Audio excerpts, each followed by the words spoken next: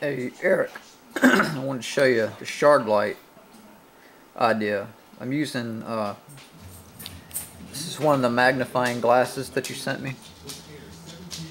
And what I notice is along these faceted sides is where the light is emitted the most. The clearest, smoothest sides don't light up as brilliantly, which is why I'm thinking about using a piece of quartz crystal or a crystal figurine.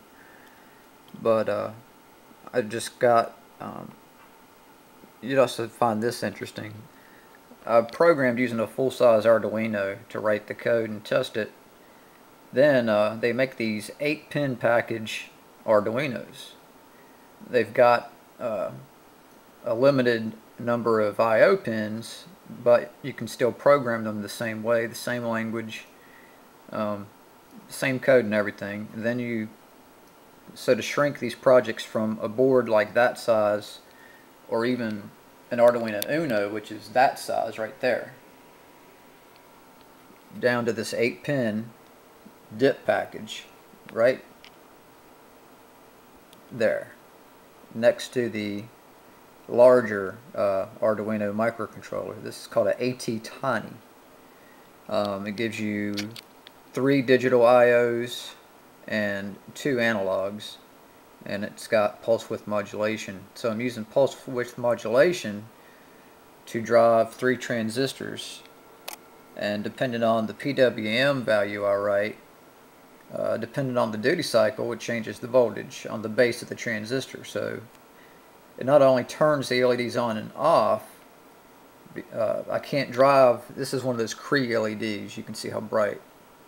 It's probably really blinding the camera. It's 10 watt, so you can't drive those directly from the I/O pins. It would fry the chip. So I'm sending the PWM signal to the base of these 3 transistors, just regular switching NPN transistors, the 1N series. I think it's 1N4019, I think is the part number. Or that might be a diode, I'm not sure. But anyway, it's just a 3-pin plastic general purpose NPN transistor.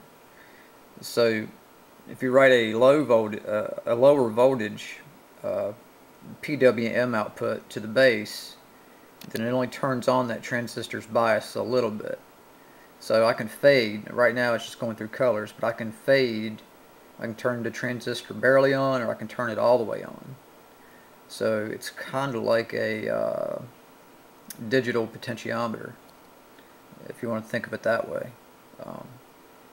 But yeah, that's using the, I've got the little ATTiny 8-pin package program. That's the microcontroller. It's got an internal 8 megahertz crystal, and you can use these for other projects that don't require a lot of pins, no bigger than a 555 timer.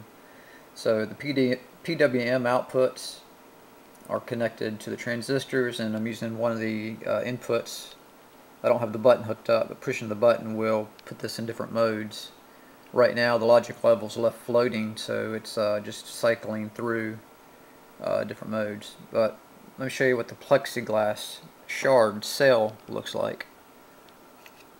Now, I've only got one cell. I do have this one set inside now. So that lights up nicely, and if I rough these smooth edges up with some fine grit, it'll really light up even more. But you can see how bright the rough edges are that aren't so transparent. You can see my fingerprints. Just my fingerprints on the see-through surface light up, and the rest of it doesn't. So if I go over either side of this with very fine grit, that'll really light up. And then I'm going to put another cell next to it, or maybe get a crystal figurine. But you can see why I want to use crystal. That's the plexiglass, and I think the reason being is it's not the magnification, it's all the faceted sides. So the more sides I have, and in a piece of like a figurine crystal, you're going to have thousands of these little polygons where they've shaped the crystal. So you're going to have lots of cuts, and everywhere there's a cut, it's going to illuminate nicely like that. So you can think of an angel or a crucifix, cool white light fading, or a soft blue, or just have it go through every color in the rainbow by combining the RGB values of the LED. I can make any color I want, any color in the spectrum. So I may make a little board that drives these to fit in a little enclosure like that, and a ATTiny, and it'd be a good novelty gift. It makes a very interesting conversation piece and a nice little nightlight. Anyway, I'm out.